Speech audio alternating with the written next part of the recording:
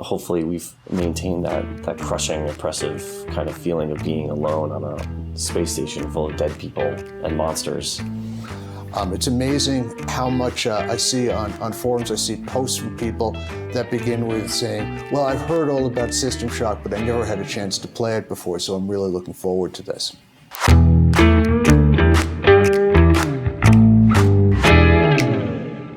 Okay, my name is Stephen Kick, and I'm the CEO of Nightdive Studios. And we specialize in remastering lost classic games that you can no longer play on modern computers and consoles and other platforms.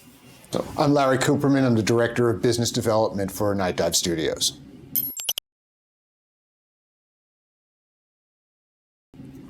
Larry, so tell us about how you got into this company. My career in games, I've been in the games industry for 22 years now. Started off working at Stardock, had a brief time over at GameStop as their head of digital publishing during the period between 2011 and 2013, and then after leaving GameStop, I really wanted to get back into a company that was creative. And I knew Nightdive Studios' reputation and reached out, contacted Steve Kick, and 10 years later, here we are. So tell us a little bit about this concept of remasters, because if you look even at the launch lineups of certain consoles, you see basically remasters as one of the launch titles, right? Yeah. And it seems like there's this huge interest in nostalgia, in the older games. And so why is this happening? And do you feel like the current generation of games just does not satisfy the consumer? Or do you feel like, there's just the consumer, it's a little bit grown up and they want to relive those experiences that they had, years ago? Well, I think it's a combination of all those things. There are a lot of people that are my age that grew up playing these games that find it familiar and nostalgic and want to relive it, but with next gen graphics on their PS5s or their Xbox Ones or whatever. And on the business side of things, I think it's just a much easier business decision to do something that's known to have sold well, as opposed to putting a lot of risk in an unknown IP, which typically will take a lot more money to familiarize your audience with. So it's an easy choice.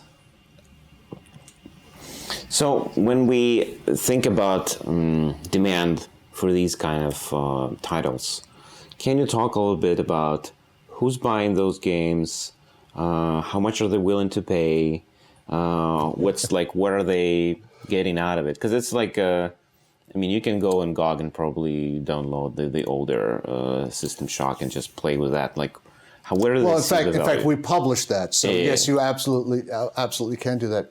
I think that there are multiple portions of the demographic that we serve. Steve, who you interviewed before, played a lot of these games with his father. That was part of his kind of coming of age, and this was something that he and his dad did together. Well, I had the other side of that experience. I was playing some of these games with my son, who's a grown man now, and games like Turok, we played on PC, originally when it came out. So that was a shared experience that we had. Very early on, before my son was even in his teenage years, we were hooking up two computers.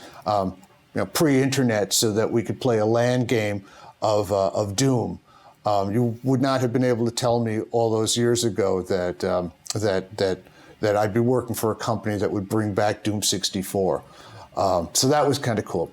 So we have a young, what I would consider a young demographic, probably mature demographic of people that remember playing those games from their childhood. We have an older demographic that played those games in many cases either as individuals or with their children.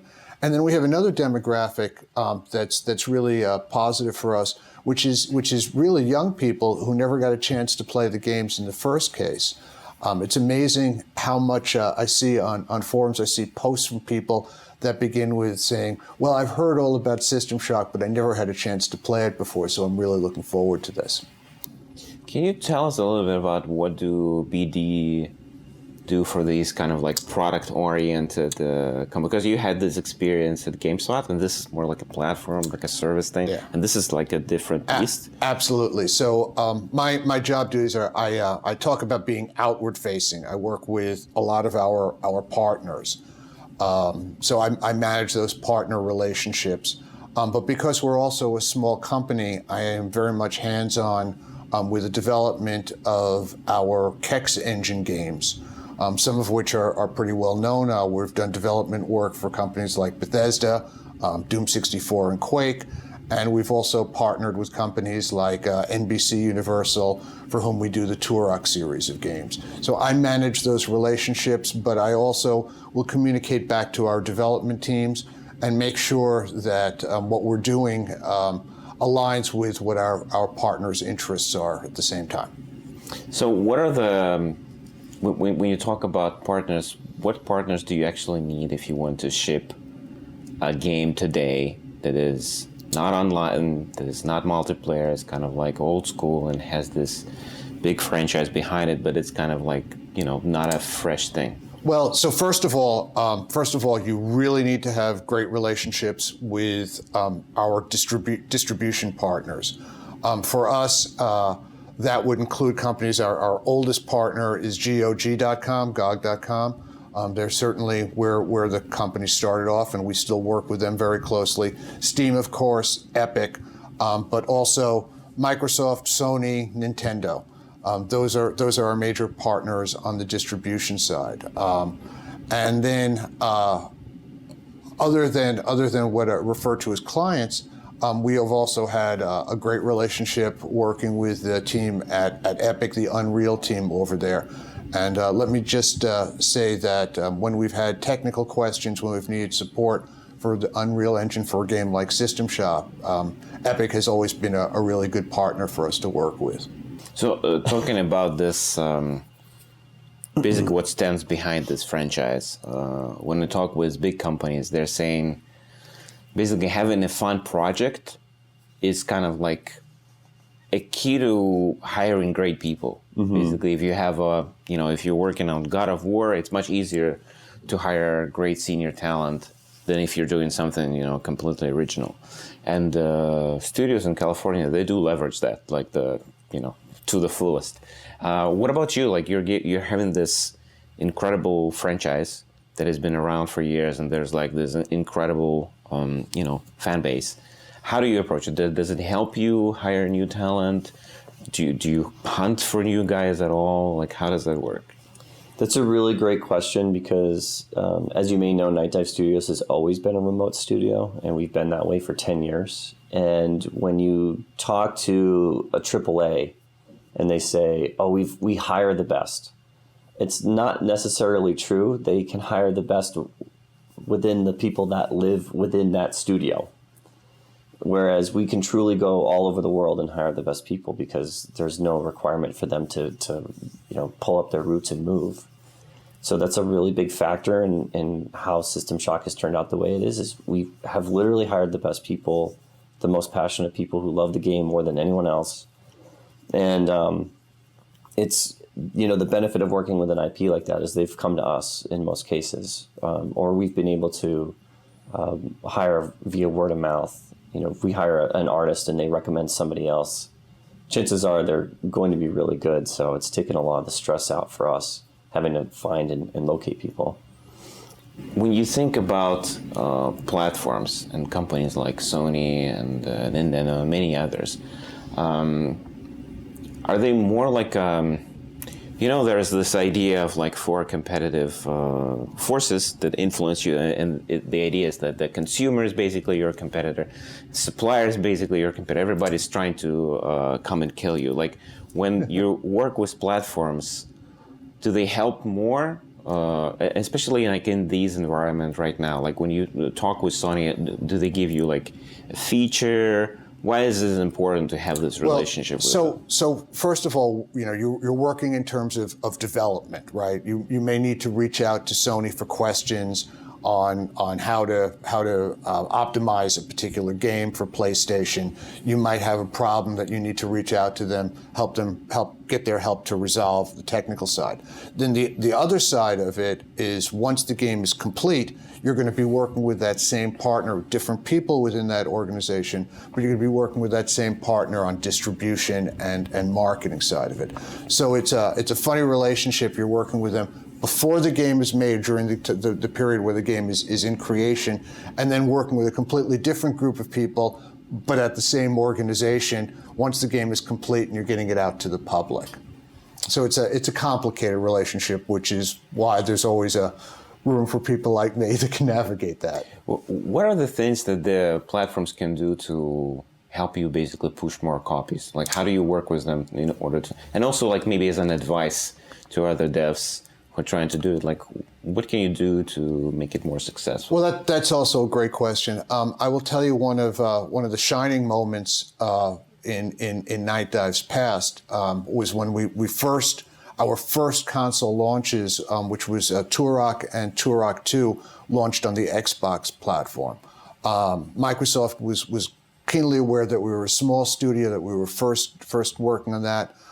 We had great relationships. We have a dedicated partner manager over there, Glenn Gregory, and Glenn was really instrumental in getting those games streamed the day that they released on Xbox. Onto both the Xbox site. They have multiple sites, and so they really covered that. And we saw a tremendous lift in both awareness and in sales as a result of the partnership work that Microsoft did with us. We've done similar things with PlayStation. We're very active in participating in PlayStation sponsored sales. And from Nintendo. Nintendo has been an absolutely great partner for us to work with. The reception for our bringing some of the old N64 titles back and putting them on Switch has been absolutely great. I have been remiss in one partner that I didn't mention, and I probably should have. There's still a huge appetite for collector's edition and retail boxes of our games, and we work pretty closely with the team over at Limited Run Games. That's also been a great partnership for us. Let's talk a little bit about the kind of the business side of it. Like, how do you, if you are distributing the game, if you're kind of going to market, do you work with a publisher? Do you prefer to work alone? What are the trade-offs here and there? Typically, all of our other games have been self-published, but with System Shock Remake, we're working with PlayOn. They're our first publisher kind of in this space, and we really needed their expertise to help us navigate, some of the intricacies that we haven't experienced before, like localizing the game in 14 different languages is something that we haven't had experience with, that they were tremendously helpful with. Also, a big marketing push so that more people knew what was going on, that we were making the game, was very essential to us, and they've been amazing in providing those services. And then just, quality of life stuff, like providing exceptional QA teams to help us track down bugs and ensure that the end user experience is as smooth as possible. Do you feel like it's worth it, like having the publisher? Because there's the rev share involved, and it's not like they're working for free, right? Yeah. I mean, there's definitely a trade-off. I mean, we're going to be publishing and shipping a much better game than without them. And there is a cost associated with that, but we felt like it was a fair trade. All right, cool. So when we talk about these IPs, there is this. There are like, when I talk with guys who are doing business like BD or people who are. They're saying that basically acquiring an IP is not that, it's not that big of an investment. But sometimes it can be like $50,000 or something, and you got like yourself a He-Man license or something like that. Mm-hmm. And if the IP is not really hot, if there's like no TV show around it, if there's like no, animation series, and Netflix is not interested, then it's easier kind of like to do this deal. Can you talk a little bit about this, market for these IPs? Because this is a very interesting, I'm sure there's a lot of companies who want to, dip their toes, figure out how it works. Give us a little bit of a background, like how do you do it? Well, we would typically start looking for games that we played when we were kids that we wanted to enjoy again, or we wanted to reintroduce to a new generation. And so a lot of those IPs are things that hadn't been touched for quite some time.